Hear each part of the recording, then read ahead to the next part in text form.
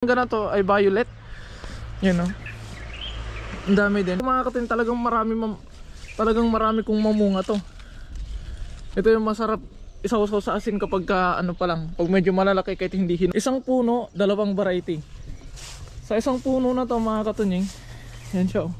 Isang puon lang, isang puno lang siya. Yan mga katunying, tingnan natin oh. Yan, oh. Yan. Isang puno lang yan mga katunying, pero dalawang klaseng mangga. Kung makikita nyo yung dito nya, di ko alam kung kita sa camera, pero magkaiba yan. Tingnan natin, ito kulay violet, tapos itong kabilang sanga kulay green. Ay, wala, naputol. Sige, tukain mo na naman ako, bubugkulin na naman kita. Lumabang ka. Saan ko yung ego ko sa kaya?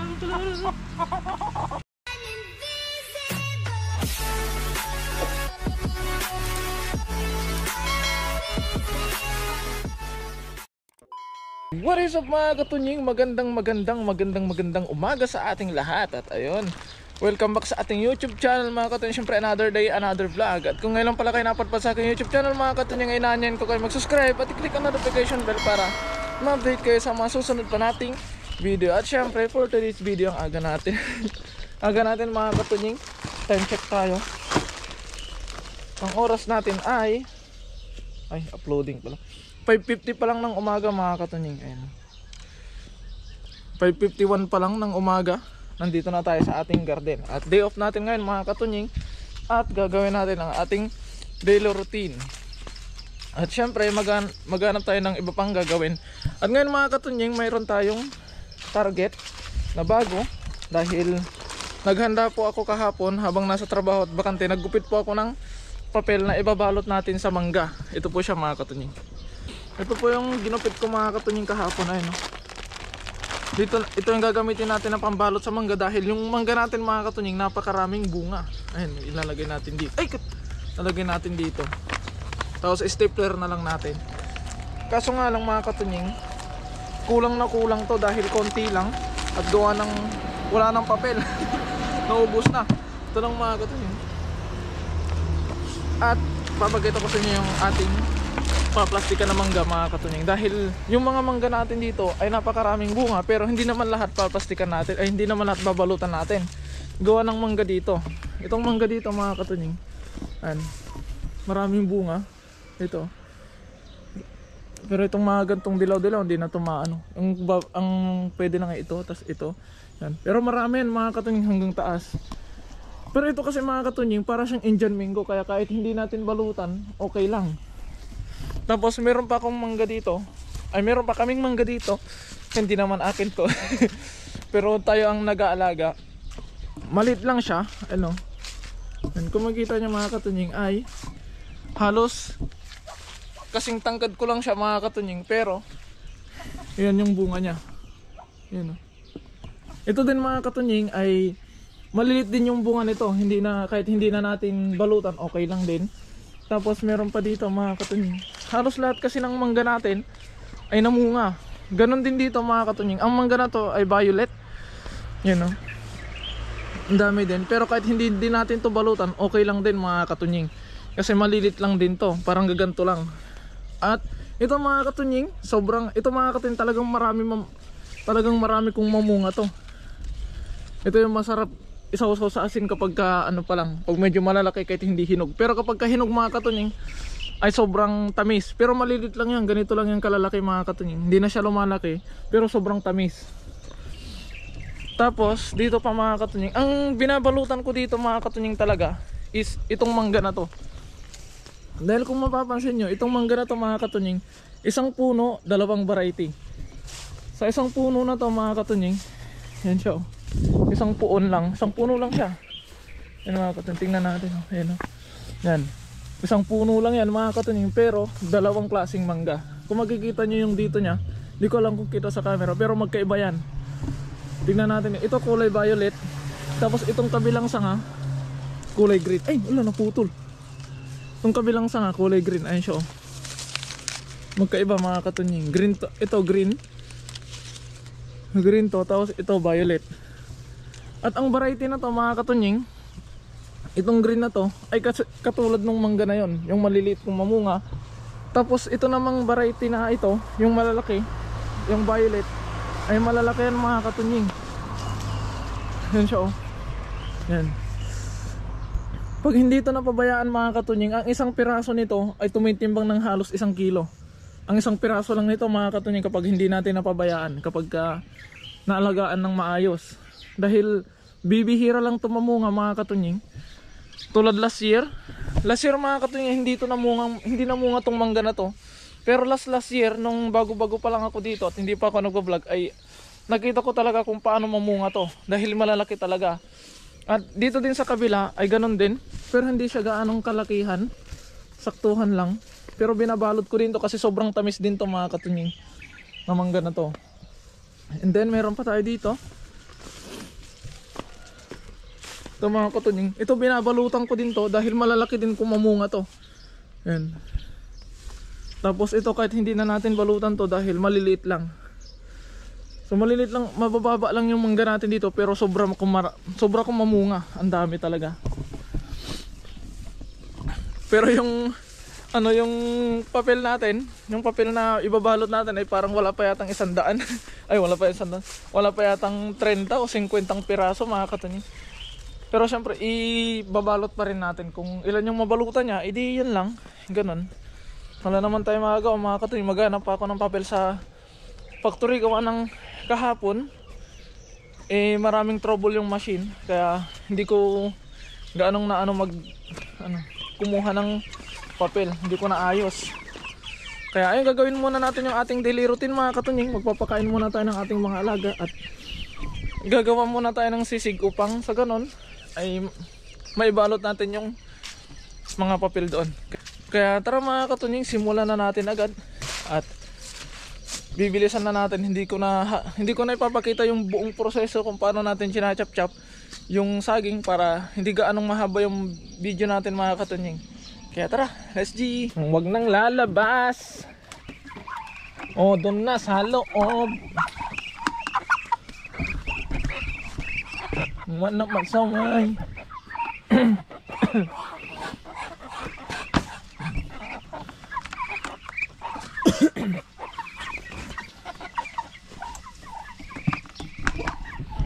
Diyan ang ating mga customer ng ating sisig. Grabe na yun na sumasalubong na insan. Pare ko, ba't ka na muna ka?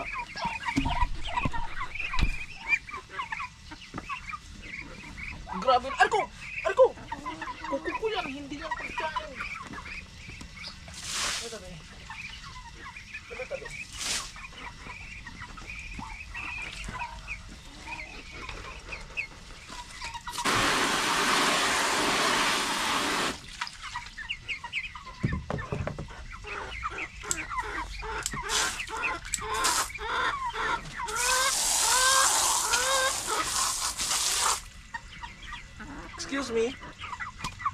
Excuse me.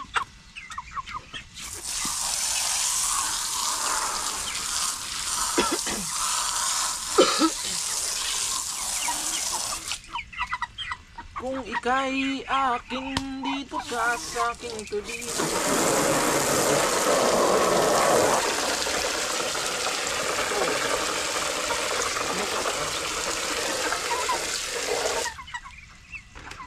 Arena.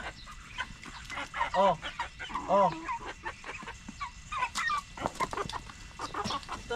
Sige. Tukain mo na naman ako, bubutulin na naman kita.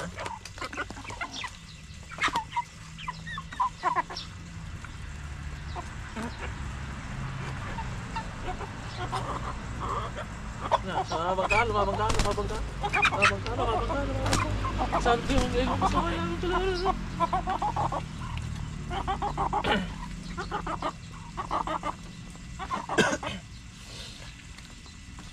Kung ika'y akin, dito ka sa aking tabi. Nais kong mayakap ka bawat araw at gabi. Aaminin ko na rin na ako'y may pagtingin. Huwag ka sanang mainis kung masyadong mabilis. Wala naman akong masamang intensyon sa'yo. Nais ko lang naman ay kunting atensyon mo. At ang tanging hangad ko lang ay iyong kaligayahan na di magbabago magpakailanman. Nais ko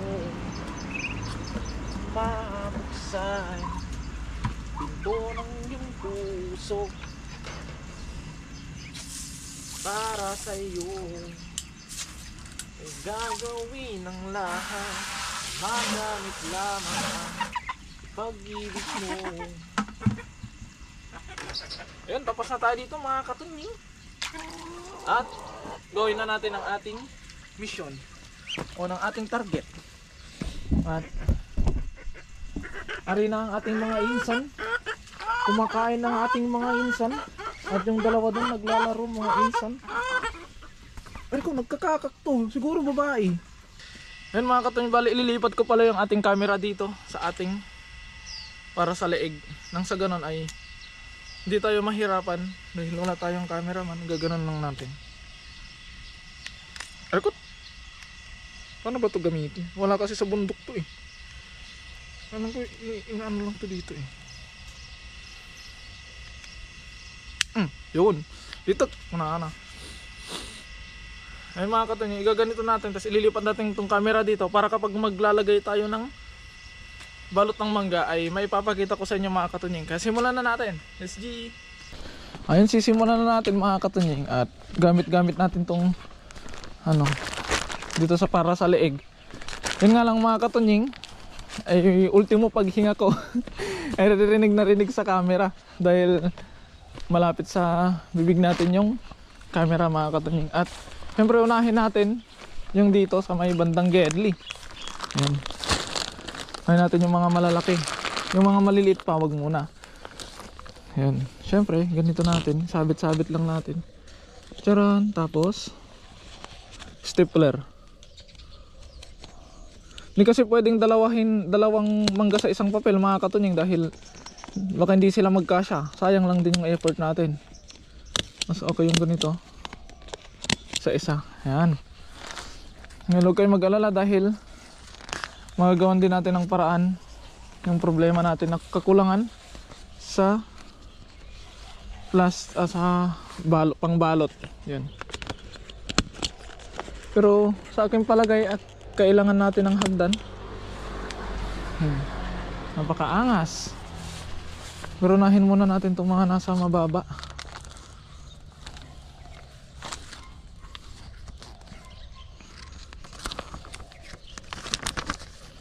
Itong mga ganito. Yun o. Ayukot! Nalaglag agad. Ayukot. Ayan.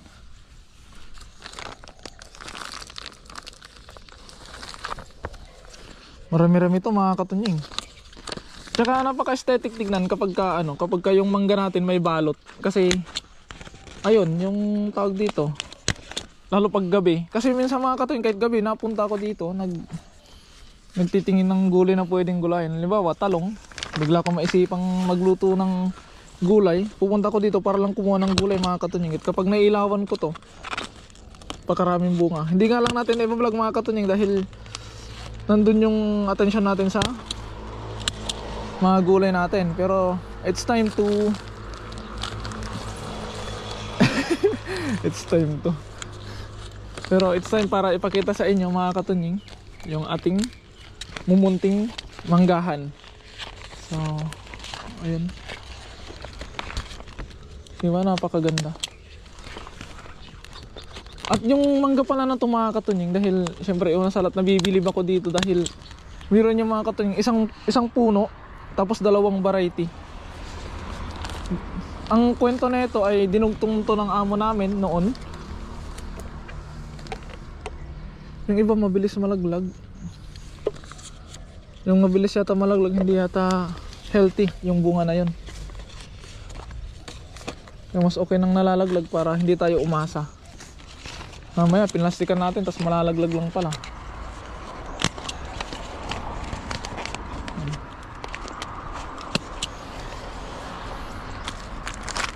Ay, sinuputan natin tapos malalaglag lang din pala, wala na.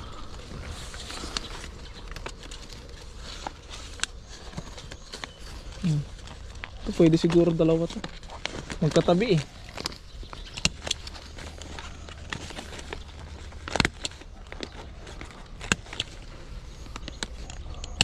Yun oh.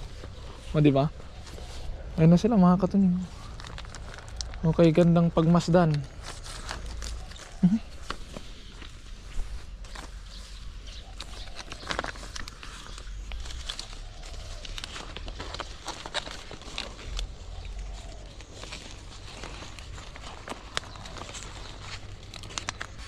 Wag lang matutumba kasi pag natumba to talagang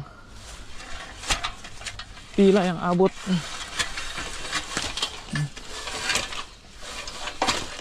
Ano nating ipantay? Kunin natin yung ating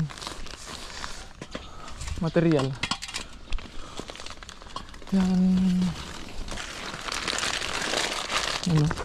Dito lang sa tabi-tabi ng mukha natin yung mga bunga. Ganito lang mga katunying, tiyagaan lang. Kailangan talaga ng tiyaga dito pag nagpa-plastic tayo. Ay, nagpa-plastic. Ba't plastic ako ng plastic? Eh, papel naman tong ginagamit natin, no?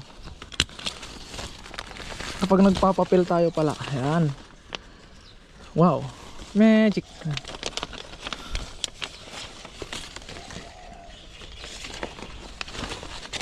Dito lang naman mahirap mga katunying. Kapag harvest na, hindi na mahirap yun. Masaya na yun mga katunying. Kapag harvest time na. Siyempre, ikaw ba naman ha-harvest ng malalaking mangga? Kung hindi ka magiging masaya. Diba?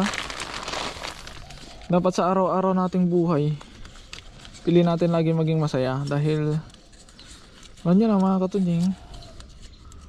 Isang beses lang tayo mabubuhay sa mundo. Kaya, gandahan natin yung kwento. Reloading. Malit pa yata yung balang na kuha ko ah. Hindi. Sakto lang pala. Yun no. Ang lutong. Ito pa pala oh. Nasa ano ko lang oh. Harap ko lang.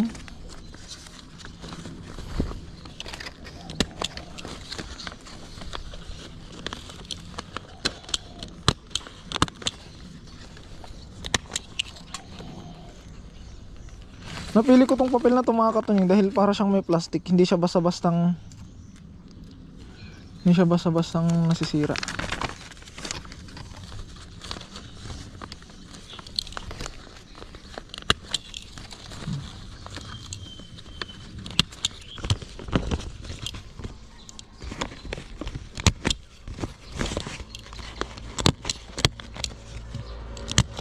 At ano mga katunying, tapos na natin yung book natin, ang gulo.